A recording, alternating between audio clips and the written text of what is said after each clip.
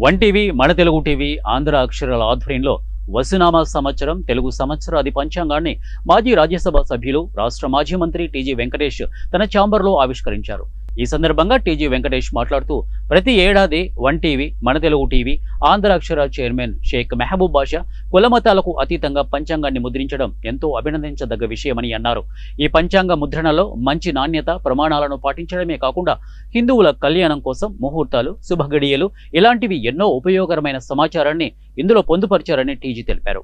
ఈ సందర్భంగా యాజమాన్యానికి, సిబ్బందికి ఆయన తన అభినందనలు తెలియజేశారు. ఉగాది పంచాంగం 2025-26 తెలుగు టీవీ న్యూస్ వారు ప్రింట్ చేయటం జరిగింది. చాలా చక్కగా ఉన్నది. ఇన్ఫర్మేషన్ ఒకటే కాకుండా